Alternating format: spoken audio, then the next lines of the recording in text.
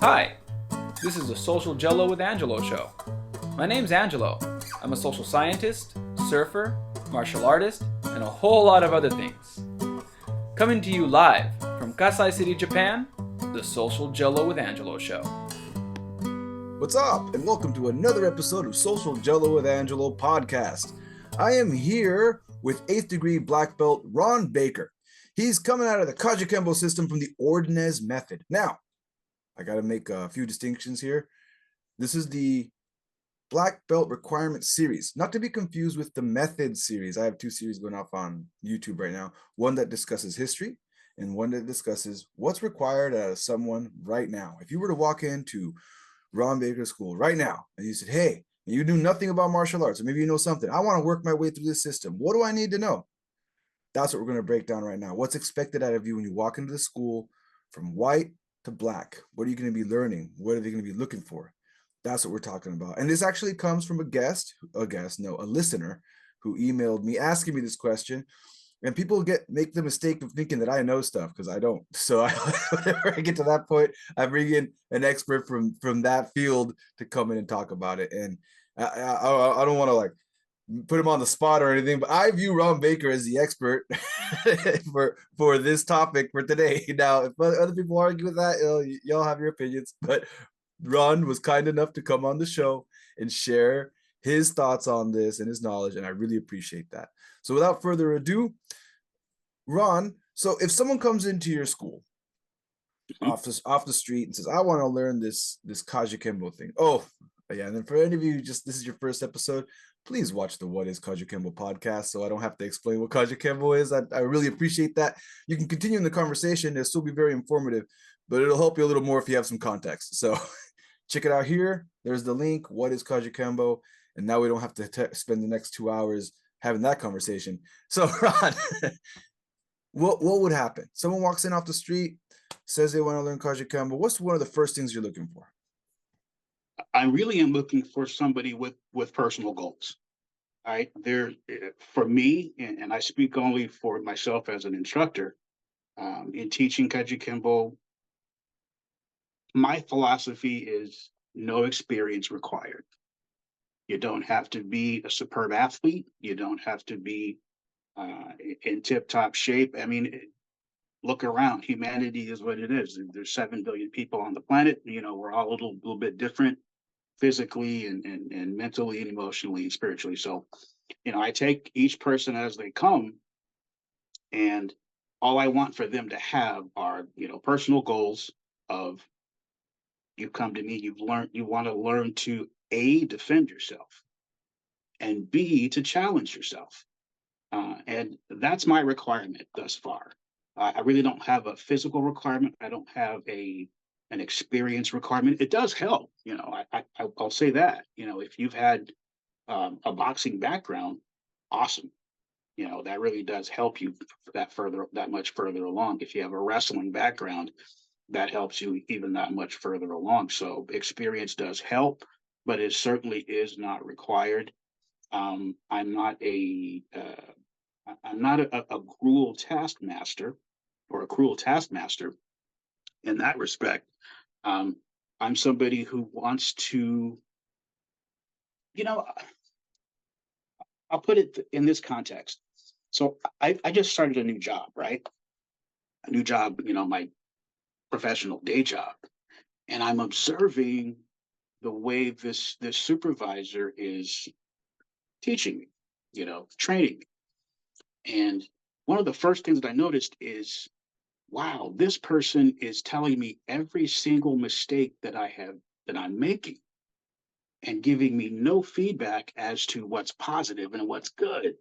I mean, it was an immediate teardown. Maybe the hope is to build up later, but that's just not the way that's not good teaching or coaching as far as I'm concerned. I want you to be the most confident you possible. And I want you confident in learning every single technique that you learn. Why? Because it's yours. I'm just a pass through. This stuff is This is passed down, and it kind of comes through me, and gets a little bit of tweaking, and that because we can't continue to paint the same Mona Lisa. It's not art. So we take what we get. We um, we retool it, repurpose it, and deliver it to somebody else.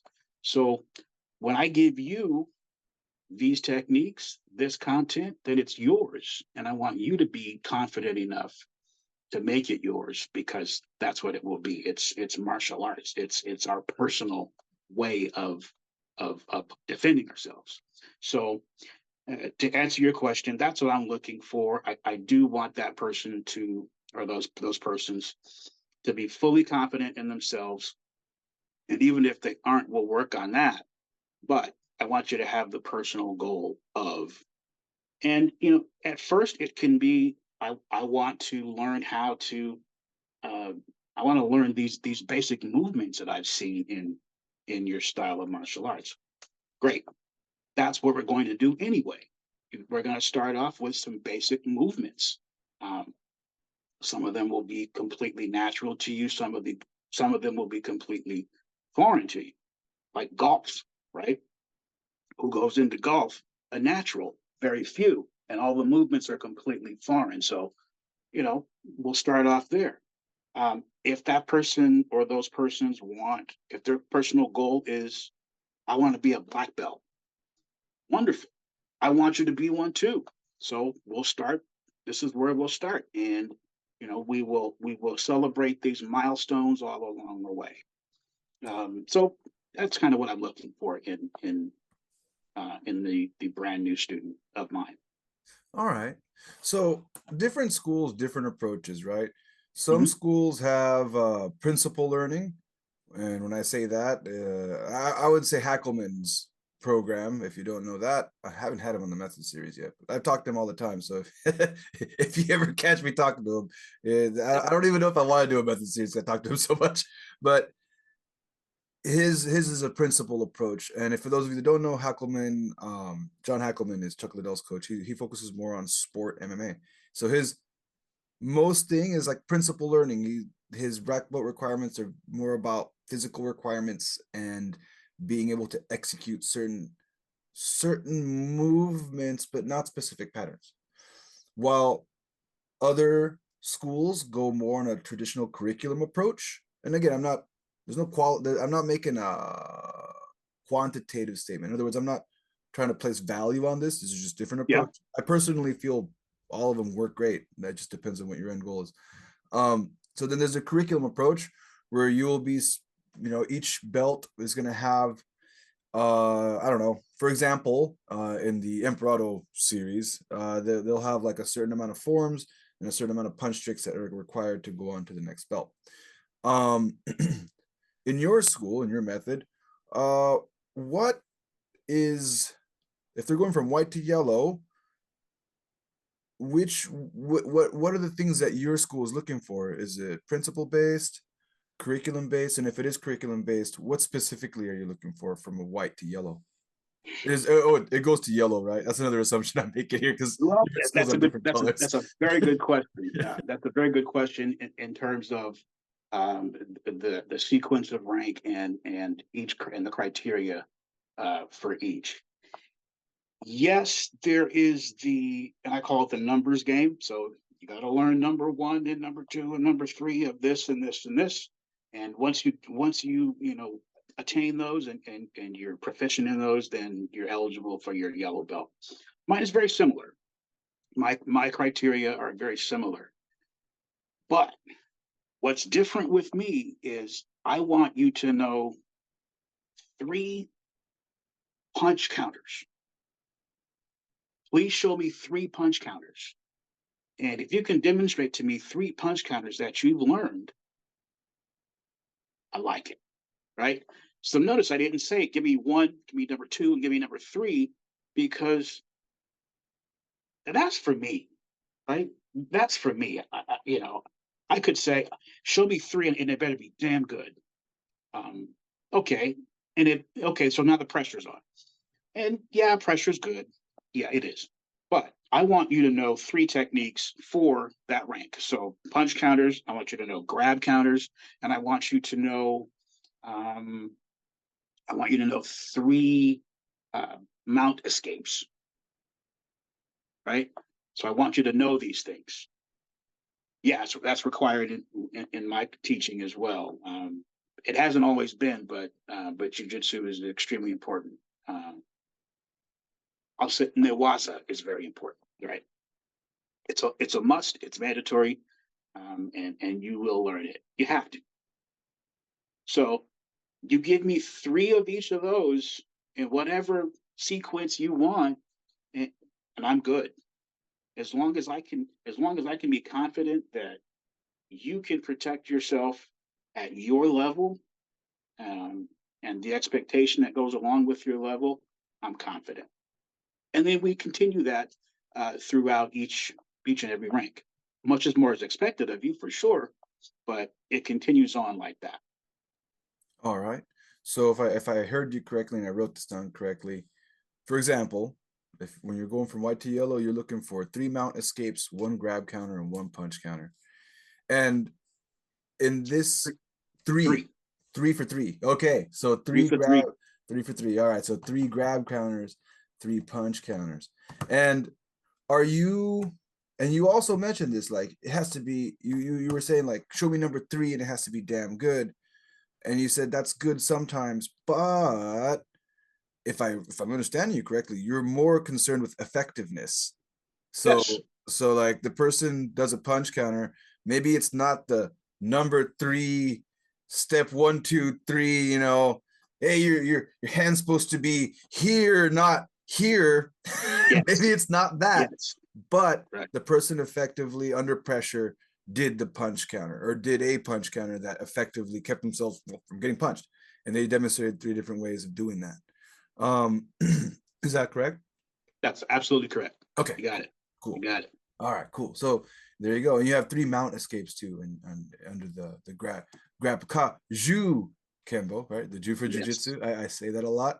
It's Um, I don't get into those online arguments that people throw out there. Like, hey, y'all. you're not missing anything. Stay away. Stay Just, away. yeah, it's Kajukenbo. There's the jujitsu there. So yeah, 3 mount escapes. So white to yellow, these 3. Now I'm going to ask you how you want to do this. We can continue to do this per color. Like I can keep asking this question for however the color. Oh, there's a good question. Is your color sequence? What's your color sequence? Real quick. White, yellow, orange, purple, blue, green, brown, black. Okay. All right. So it's the same as mine. Sorry if I went too fast on that one. No, well, I mean, you're just pretty much repeating information that I know, but the listener does not. So I'm going to slow that down real quick. It's yellow, orange, right? Purple. No, yes, purple, Yep. blue, Green. green, brown, black. So there we Right. go. I went really slow on that because some Brazilian Jiu-Jitsu guys listen to my show, and the Brazilian Jiu-Jitsu guys always get confused about the order because for them it's the opposite for the purple and the blue, right? So like, It is. they have less colors. Well, I'm not even gonna go there. They have less colors for adults, and then their kids' belts are all over the place. Kids are something Yeah, wholly different. it's Yeah. totally different. So just make it simple. Just make it simple. That's what I say. Just make it simple, right? It didn't used to. It didn't always. It wasn't always yellow and orange when I started, which was back in the late. I think it was. I think I started like 78, 79, right here in Fairfield, California, and I went from white to purple. There, but it was an adult class, and I don't know if at the time the adults were receiving yellow and orange. I don't know if it was an option back then. Oh, I like saying, man, I was so badass. I went from white to purple, but I don't think it was like that. I think it was more in the adult class. He went from white to purple, but not well, anymore. I went from white to blue because I was so bad at showing up for promotion days. So I held on to a white belt for like 5-6 years. But the other colors were there. I never showed up for promotion. So No worries. for You mine, got it. so mine wasn't so much badass. I was just bad. No, there was no badass involved. You're bad. Yeah, I was just bad. So yeah, do you want to go through all the colors, or do you just want to jump to black and talk about everything you're looking for at that point, or do you want to keep going by stage? Well, I'm going to say that from yellow to orange, maybe even from yellow to purple. No, yellow to orange. You're still in that beginner, in the novice beginner stage, right? Not a whole lot is expected, and I don't mean that in a condescending way. I just mean that not a whole lot should be expected of someone, particularly with no martial arts background. Not a whole lot should be expected. It should be appropriate to that rank. Purple through green. Now a little more. There's a little more, maybe pressure. It should be coming from self and not from not externally, but it should be a little bit more pressure on self. Self pressure is okay to in a healthy way. So purple, blue, and green. A little more self pressure applied. A little higher expectation. Again, the techniques will be what they will be. But as you know, if you let's take your elevator sweep at white belt looks a certain way. It's going to look much different at purple, right? So very similar with the Kajukenbo purple, blue, and green. What looked acceptable at yellow is going to be all right. I'm gonna be a little more nitpicky now with regard to that same technique at this range, at this purple, blue, and green range. That's okay. When you get to brown to me, like in BJJ, brown, okay, you're going to be a black belt any day now, or someday you're going to be a black belt. You know the techniques that you need to know, and you also know that there's an infinite number of techniques that you can create your own. This is art, so we're going to still be artists here. So at the brown and black level, I'm not concerned anymore about number this and number that. I'm not concerned anymore that you now know 21 punch counters and et cetera, et cetera. I already know you know them. It's now just a matter of how you live them, how you train, who you train, because there's a leadership component in brown and black belt at the brown and black belt level. If you're not teaching someone, doesn't matter who, but if you're not teaching someone, if you're not delivering the way it was delivered to you and better, then I'm looking at, okay, well, to me, if you're going to be a black belt, you're doing that for the perpetuation of the art, among other things. Yes, you want to be an expert at what you do, particularly you want to have expertise, black belt expertise in self-defense. Absolutely. And if you're a competitor, same thing. But I do want you to be able to deliver that content, deliver what you've been taught in your way to others. And that to me is what leadership is about. You take someone, teach them, and the goal is to teach them to be better than you. That to me is leadership. I mean, that's something that may have gotten missed, over the generations. I get that, but that to me is leadership, and so that leadership component is crucial. It's paramount, and it will be an expectation at the brown and black level. So looking here, some more questions that I have. So yeah. Let's play the numbers game by purple belt, because there's a qualitative distinction, right? So you already mentioned I might be looking for the same things I looked for in yellow belt, but I want to see it what was acceptable as a beginner is now no longer acceptable as a more advanced rank. So you've already mentioned that. So that now we're talking that was principle based. We talked about earlier in the episode Yeah. principles versus the numbers and curriculum. But in your numbers game, by purple, how many counters, punch counters, grab counters? 9.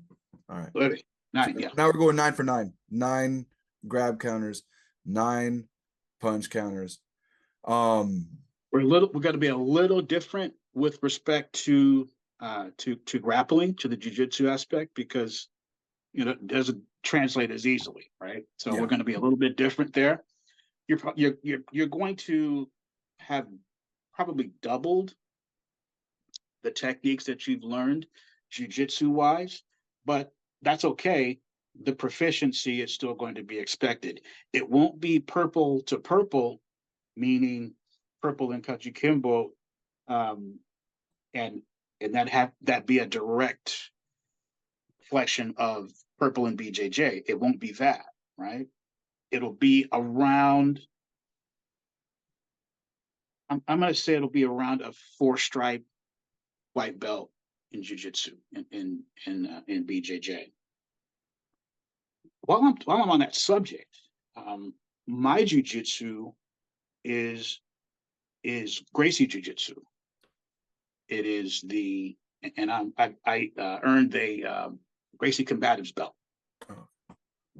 I trained in Hawaii at Central Oahu Jiu-Jitsu, and so that really is a very robust program in terms of self-defense. It's much less sport, although you can take the Gracie Combatives curriculum, add in a 2-stripe blue belt curriculum. So Gracie Combatives plus maybe a stripe or 2 at blue belt, and you can compete and do damn well. I mean, you're not going to, you probably aren't going to win in absolutes or anything like that, but you can certainly compete and be proficient and competent. So by the time you're black belt, you've gotten the equivalent of all 36 techniques within the combatives curriculum. That's just the Gracie combatives. There's still what we learn in Kajukenbo, because Kajukenbo took a lot of its jujitsu from Danzanryu. And if you look at Danzanryu, I don't know if you have. There's some who have trained in it. I know GM Ron Esteller, and I owe him lunch at Don Chepe in Pleasanton. Owe you lunch, GM. He trained in Danzanryu as well. I'm not sure who he trained with, but I know that he did. My point He is that mentioned in the interview, more shameless plugs for me. I'm just gonna put it there. Ron Stiller, I talked to him about that. So if you want to watch, he mentions the guy's name. So if you want to see that interview, it's here. All right, continue. Sorry. Yeah. I guess so what I'm blabbing about is I've looked at fundamental Danzanryu. There isn't a whole lot that I've seen today, but I took a look at there's just a set of videos created way back in 1943 of Danzanryu with Professor Oksaki and several of his black belts demonstrating. So I sat back and I watched it and thought, did he just pull guard? He did, right? And so you have a lot of the same positioning. You have a lot of the same, well, obviously you have the same Juji Gatame. You have the same palm up, palm down, collar chokes. All of that stuff remains the same, right? But with Kajukenbo, there's still we have our wrist locks. We have our wrist escapes. We have our standing headlock escapes. All that stuff is directly translating. It translates directly to what is or what was Brazilian Jiu-Jitsu, Gracie Jiu-Jitsu. So it may not be technique for technique, but the fundamentals are are sound and substantially similar. So yes, there's a requirement for Gracie combatives, but there's also a requirement for the OKO jiu-jitsu as well. Okay. And I mean, it makes sense too, right? Because again, if you go, so me personally, I also do jujitsu, so it's split it off, right? I do Yeah. Kajukenbo, and then I also practice jujitsu under the guidance of Sky Lee, which is through the Joe Moreira Brazilian Jiu-Jitsu branch. So like, Okay. if you know any of these people, Okay. shout out to those folks now. So like, but What's up, Kai? so what happens is, for any jiu-jitsu people listening, if you go to a jiu-jitsu place, you're only doing jiu-jitsu. You're only doing jiu-jitsu. So this qualitative difference that he's talking about right now, that okay, well, it doesn't go purple to purple. Well, when you think about it, it makes sense, because if I only did jiu-jitsu for that amount of time and I didn't do any type of punch counters, any type of grab counters, I didn't learn how to punch or kick, I just learned how to defend against anything. And that's not the kind of jiu-jitsu I do. Now I'm talking more about, I can say it, no offense to the Gracie Baja guys. I love y'all too. I have a lot of friends in the Gracie Baja system, and I've trained with them too. And I actually went trained in Gracie Baja up into purple at one point in my life. So, but that being said, I'm not, again, as I speak carefully, because I'm not trying to disrespect anyone or say that your art is better or worse. This is just observations. For that kind of jiu-jitsu, you're really not going to learn how to punch or kick. You're going to learn how to somewhat defend against a punch or a kick, but you're not really going to learn how to throw a punch or a kick. So it's just really time spent on the mat and certain techniques. Yeah. So for any of you that are wondering why that's the case. So now we're at purple. We played the numbers game. We're looking now at nine grab, 9 punch counters, and more proficiency in Newaza or grappling. Yeah. Let's talk about your next point, and I'm going to ask you about. So in Brazilian Jiu-Jitsu, they have something called the blue belt curse. Student works really hard for 2 years, sometimes more, depending on the system, and then they put a blue belt on, and it's like suddenly it's like Back to the Future. Their hands start to disappear and vanish, and then they're gone. So I don't know if this happens to you, but in my observation in Kajukenbo, I call it the brown belt curse. They'll get that brown belt. They work so hard to get to that point. You're almost there. You're at the finish. The finish line is right there. Yeah. And then their fingers start to disappear. And the same thing. Does that happen? Have you encountered that? Or have you been able to counter effect that? I have to say that, and I'm proud to say that anybody who's trained with me to that level, to brown or beyond, never lost it. Right? They never lost it. I don't know if it's, I'm not saying it's my magic. I'm just saying that it's, they never lost it. They enjoyed what they did.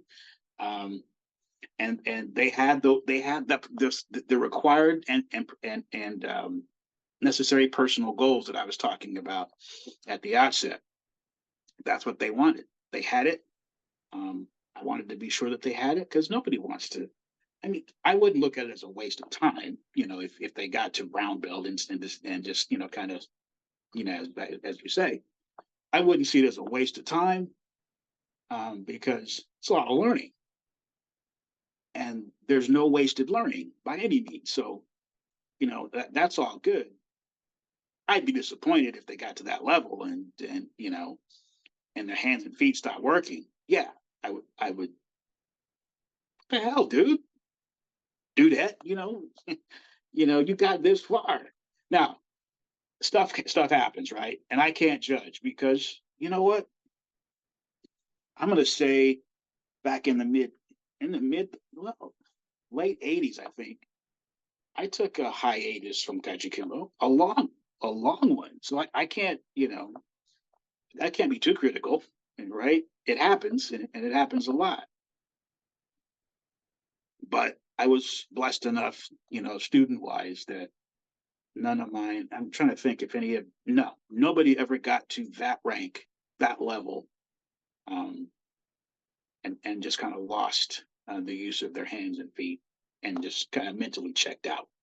So And then my other question is, what level has it happened though? What and around what level? Because I think this is, and I know this is. I'm not going to try to get too sidetracked on this because I almost feel like this could be an entire podcast on this one topic. when What? do people? Well, yeah, when do people start vanishing? Like it's just, it's not that they lose their skills. They show up, they have their skills. It's just they just dematerialize and vanish into thin air. So Yeah, like, yeah. when does that start happening? And I guess and we're just gonna try to give it like a minute or two to let it breathe. Okay. When have you seen that, and what would you say to a student that's at that point in their martial arts journey?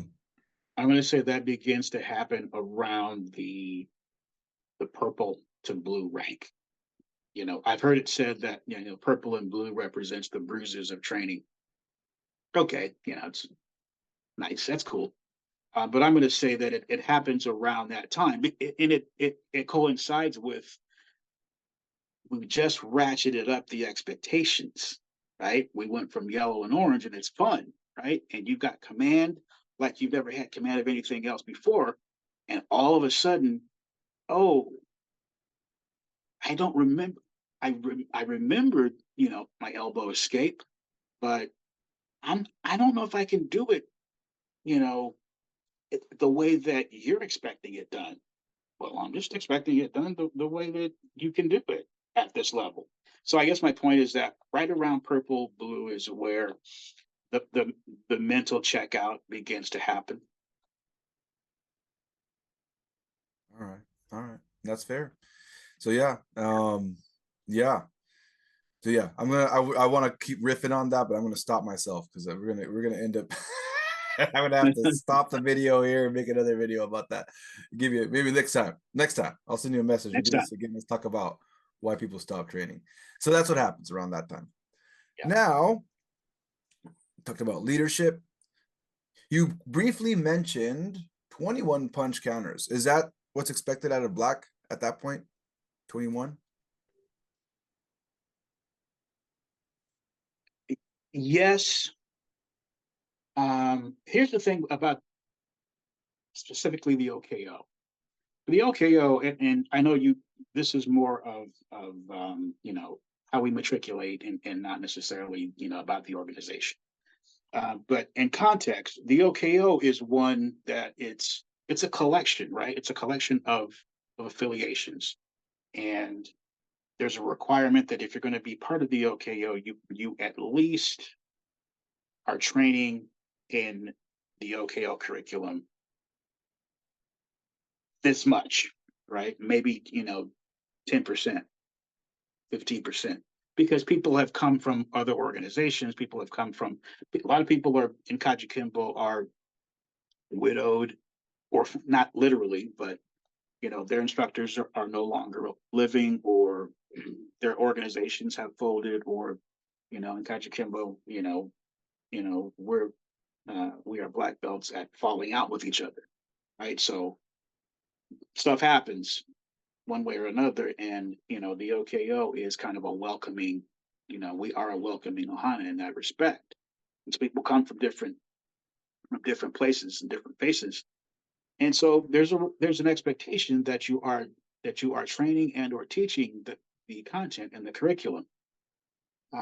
So some might require all 21 punch counters. Some might require what they've done, um, in their past and their history, and maybe add a few things to it, or maybe fortify their original content with 5 or 6 techniques from the OKO. So um, really quick sidebar on that note. I remember teaching one night, and I was teaching what I had originally learned, the method that I had originally learned, right? And one of my students, he's one of my black belts now, but he was either a D1 Division 1 wrestler, or very similar. And I was teaching a technique, and I saw this look on his face, and it's like, I'm like, what? And he had this look like, it's not gonna work on, you know, it's on someone like me. And it really got into my head, made me think, damn it, he's right. This isn't gonna work on him. This isn't gonna work.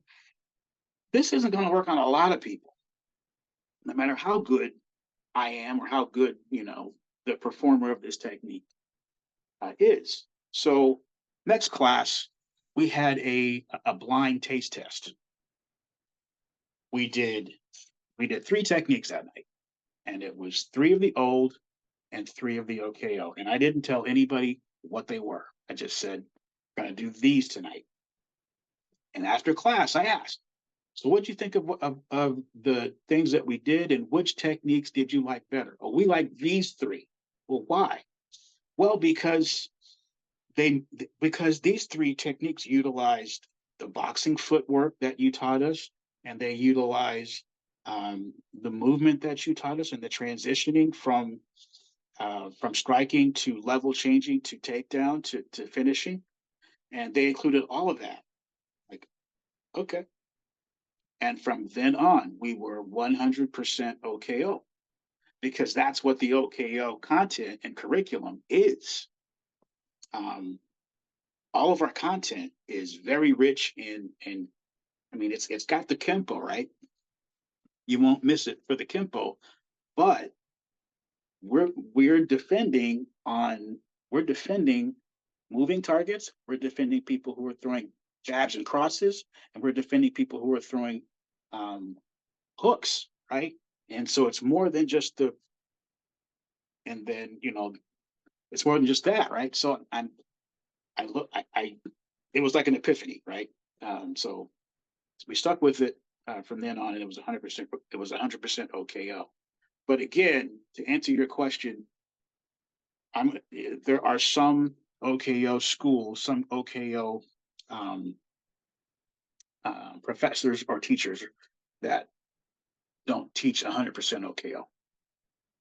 I do. All right. And then again, like we said earlier, and we were saying that earlier, every school is different, every approach is different. So, everything when you hear one of my guests talking about it, you gotta remember you gotta take it with a grain of salt. And I think that's why I'm doing this whole. There's a reason I couldn't just do the Kajukenbo method series. I couldn't just make one video and have one guy come up here and say Yeah. this, because this is tied to the question I'm trying to avoid in this whole podcast is, what is Kajukenbo? If you notice, I'm staying out of that, because I'm staying out of that for the same reason. I felt it would be more fair to have many people come on here to explain what they're doing at their schools. And why? Because as much as I love Kajukenbo, you love Kajukenbo, and maybe the person listening to this, if you don't do Kajukenbo so far, and you're still listening to this, thank you for putting up with this for this long. Yeah. but the reason I'm saying this is for the Kajukenbo community. The more we share what we're doing, the more we share our. I think that's the beauty of Kajukenbo for me. The fact that we're all Kajukenbo, but we can walk into different schools and encounter different stuff. And that's what you're talking about, even in your organization, right? You are in a specific method called OKO. And for you personally, there was two things I heard of that story. You pressure tested it, right? You didn't take it. You didn't take it as the sacred texts, like in Star Wars. Oh, the sacred texts. You didn't take it as a sacred text. You saw someone scratching their head, and you said, let's see what it is. And you had your own personal technique from another background of Kajukenbo. You tested them out, and that's just the gold that came out when you started siphoning the pan. You know what I'm saying? You will get your ass kicked, relying on the sacred tablets of, the sacred scribes of. Okay, go ahead. Okay, but there's people out there today, man, who, people know stuff. I teach all of my students, it is a must that that there are people who have not just no skills, but there are people with not just rudimentary skills, reality dictates that there are people whose skill sets are equal to or maybe even superior to yours, and you didn't choose that fight, but now it's on you, and you got to survive that. So, um, for what it's worth, the sacred scribes are wonderful, and we pay tribute to the legacies, et cetera, et cetera. But well, we don't teach that mixed martial arts stuff because of all the rules and blah blah. The rules. It's the rules, you see. Well, we teach reality, right? Like I said, reality dictates that there's people with skill sets equal or superior to yours. What Yeah. are you teaching? Mm-hmm. And What are then you teaching? and again, that's the beauty of what we do. There is nowhere in the sacred texts. By the way, there are no sacred texts. I know. For anyone watching and me making this comment, but there is nowhere that says you can't do that. In fact, I've always been encouraged by my instructor and told the original story, and every has a different variation of the original story about how this art was founded on the principle, back to principle learning, right back to what we a little throwback, right? Callback, as they say in the entertainment industry. Principle based learning versus curriculum based learning, and the beauty about Kajukenbo is in its foundation is baked in this principle based learning. Those people that got together and said, we don't care if it's Kempo or karate or boxing or judo. We just want to make sure that we can defend against ourselves against these styles that are popular right now. Right now we're talking about more than 50 years later. Right? So yeah. Now, before we wrap up, we're almost at our wrap up. And I just want to make sure I wrap this up correctly. So out of a black belt, you're looking for 21, and we're being a little bit, if I understand you correctly, lenient on this 21 punch counter thing. 21 grab counters too. Is it 21 the number, or more or less? Yeah, about 21. More or less. 21 grab counters. And then we're also looking at I'm guessing a proficiency, because every little category bracket that we keep hitting, you're looking for more proficiency. So I'm guessing now even more proficiency. If we started with 3 mount escapes, 3 grab counters, 3 punch counters, I'm guessing now more proficiency in grappling. And you had a little story there, and that was grappling, right? Your little story that you're talking about, that was a Division I wrestler. So you're talking about grappling at that point. Yes. So you're looking for more proficiency in grappling. And then finally, what are you looking for out of your black belt? You got it. You got it. Okay. You got it. And you know what? And I'll leave you with this one word: synergy. Because you can take the first 3 and the next 3 and say, well, 3 and 3 equals 6. Well, actually, that first 3 and that second 3, it's equaling a little bit more than 6, because you're developing a skill set that goes beyond the numbers. So once you get from 6 to 6, now you've got 12, but it's really more than 12, because synergy dictates that, this plus this is a greater number because of the intangibles.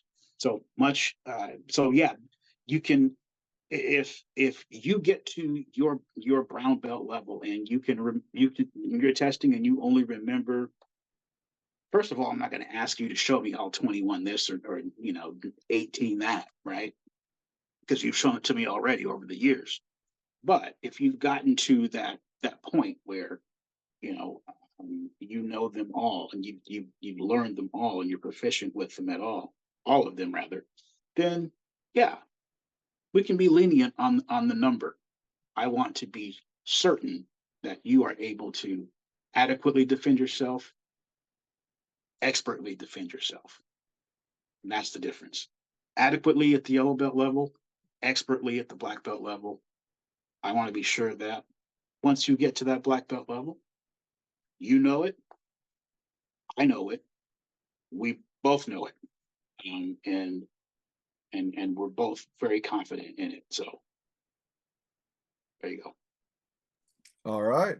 So And there it is. And I mean that, yeah, like a lot of the stuff. And if for anybody who listens this long, who doesn't do Kajukenbo, and maybe you do Brazilian Jiu-Jitsu, because I do have some of those guys coming in.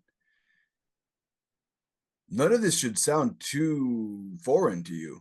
It sure shouldn't. And if it does, well, I don't know what to say. None of this should sound too foreign to you because, in my opinion, this just sounds, again, if you're just looking at one technique, let's say in a grappling context, Yeah. the more you do it, like you were saying earlier, the mount escape you do is the mount escape you do. But as you get better at it, you might have one mount escape. For example, let's just do a basic one, a bridge escape. Let's say you have a bridge escape.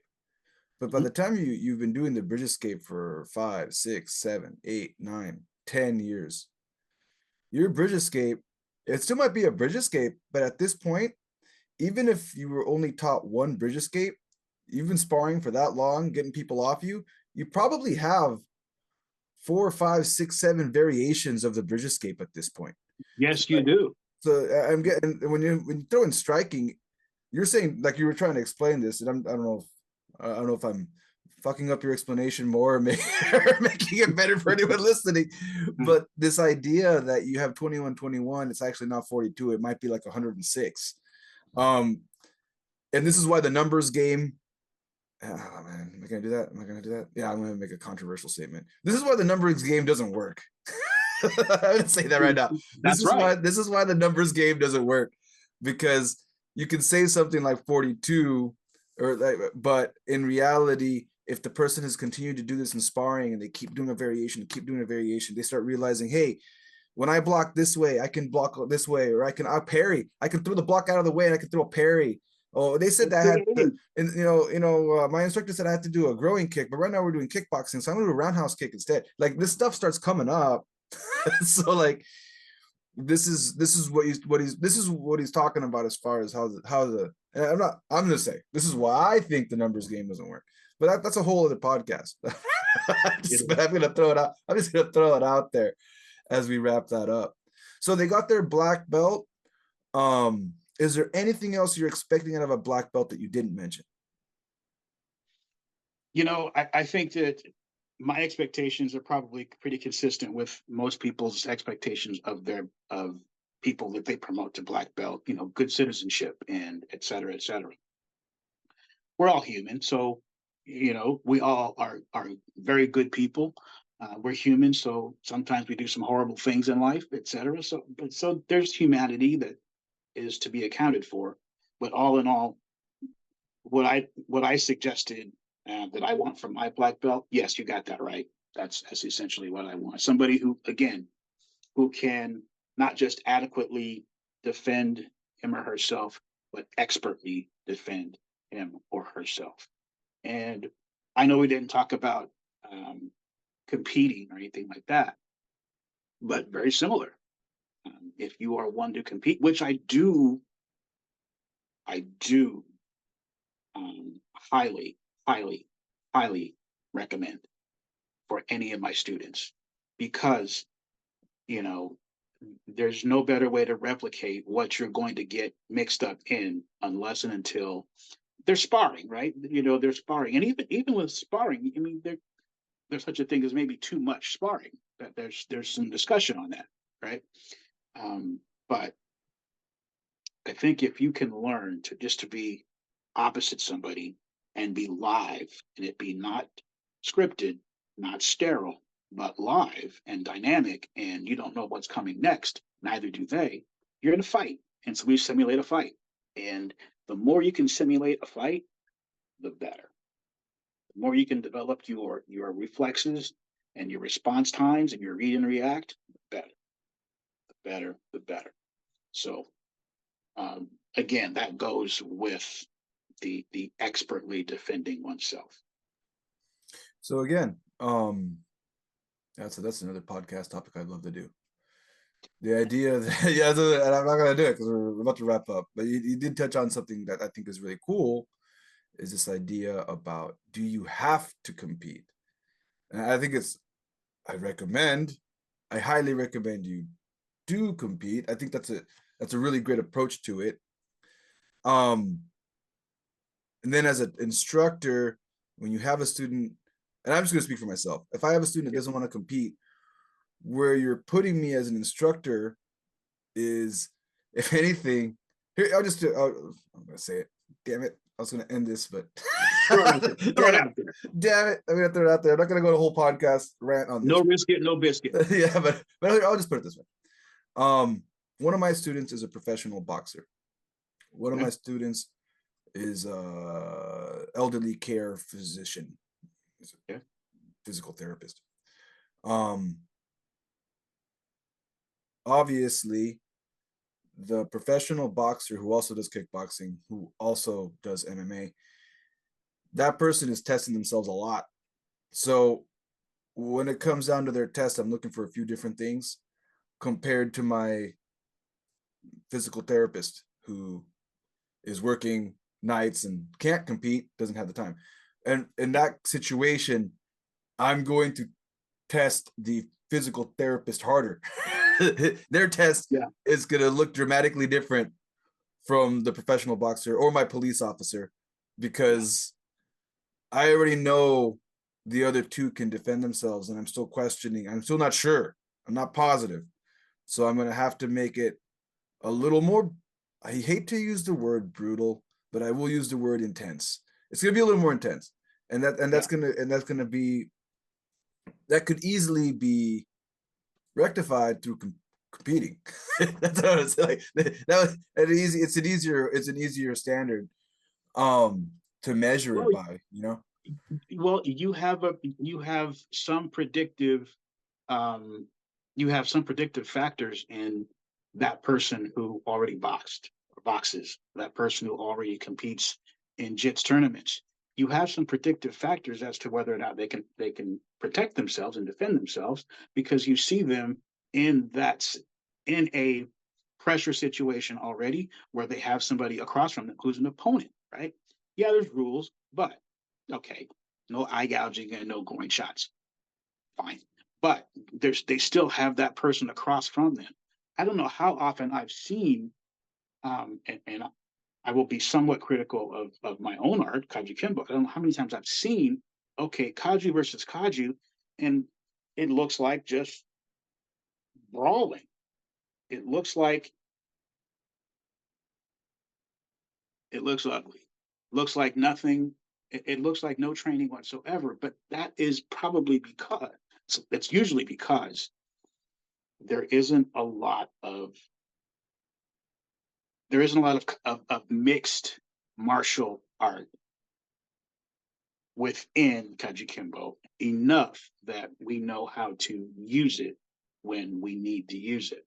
Again, I mentioned those, the strike to grapple transition, the transition from grapple to ground to finish to back to your. I mentioned those things, and I rarely see that in Kajukenbo because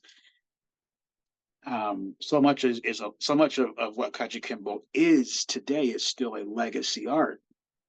Not everywhere, right? Certainly not everywhere, but much of it is still a legacy art. And what's missing is what you need to have today. And so, as you said, somebody who's never really competed, that's okay, but we're going to get you competing at least in this space, at least with your partnering students, your partnering co-students, so that you know what it's like to have somebody across from you, and you don't know what they're going to do, but you know what you can do to protect yourself. So, and don't take my word for it. There are a lot of Kajukenbo outfits out there right now that are just really doing it and doing it well. Even right here in the Bay Area. Keep an eye on Bobby Saronio. He's fighting in Bellator. They come from a Kajukenbo background. Keep an eye on. I mean, you name it. Grandmaster Tom Theophanopoulos. He's down in the Central Valley, doing really good things. He's got maybe 2 or 3 MMA academies and still teaches Kajukenbo. So, it can be done. You can take Kajukenbo and make it that mixed martial art so that your students are proficient, because as I often say, that the best replication that I've seen of an actual fight is probably a low skilled MMA fight. Well, there you go. You got to be able to scrap like that. Yeah, again, I'm not trying to be controversial here. I agree. I agree. But I'm gonna stop myself. I'm gonna stop myself right here. So that was, if we covered, and thank you for watching. We've so far covered the Ordonez Kajukenbo belt requirements. Yeah. Explained to us by Ron Baker, an 8th degree black belt in the Ordonez Kajukenbo system. More disclaimers before we wrap this up. We've got to remember, and I'll keep saying this, everybody has their own, what the Hawaiians say, flavor with that accent, the flavor. Everybody has their own flavor when it comes to this. And maybe you come from another branch, or maybe you are part of the OKO, as you were saying earlier, and you do things a little differently. And I'm not trying to say that this is the standard. If anything, I hope anybody who watches this video series keeps watching the other video series, and I'm going to keep adding to do this, just to let you know, because like I said earlier, I couldn't do a What is Kajukenbo podcast. That's the joke. I did it, but it keeps coming up. So like, rather than doing a million different videos titling them What is Kajukenbo, I felt it would serve it more justice to have many people from different organizations and different flavors, as they say in the Hawaiian accent, come out here and explain that. So today we got to hear about Ron Baker's flavor of Kajukenbo. And thank you so much for taking this out of your Saturday afternoon. It's a Sunday morning for me out in Japan. And for you listeners, one a month. No, I keep saying that. That's like the old saying. One a week now. Once a week, I release an episode. If I don't release a podcast, I do a live. So keep an eye out for that. And that's a random time. Usually what's happening there is a guest canceled on me and I'm scrambling and I do a live real quick to stay in the good graces of YouTube. But outside of that, keep an eye out for the show. Oh, before I forget, Ron, is there a website, or where can people contact you, whether it's Instagram or whatever? Do you have anything like that? You can hit me at go to the OKO website, Ordonez Kajukenbo Ohana. You can find me from there. All right, there it is. So if you want to know more about the Ordonez Kajukenbo system, look up OrdonezKajukenboOhana.com, if I'm not mistaken. Here, I like to do this. Let me see. Let me make sure here. I'm going to share my screen. Nothing weird. Nothing too weird. Okay, that's good. All right. There we go here. Ordonez. Ordonez Kajukenbo. There we go. And there it is. Ordonez. See, you don't even have to be, if an inept tech person like me can just type in Google Ordonez Kajukenbo. I think I spelled it wrong even. And it came up right here. The Ordonez Kajukenbo Ohana. For those of you listening to this as a podcast, you're not on YouTube, check out the YouTube channel, Social Jello with Angelo, and you'll be able to see the screen share I just did. Or like I said, however you want. I typed it in wrong. So you just type in Ordonez Kajukenbo in Google, it does come up, and you can check out more about Ron Baker and the entire organization. Thanks again, brother. Thanks again to my listeners. Catch you next time.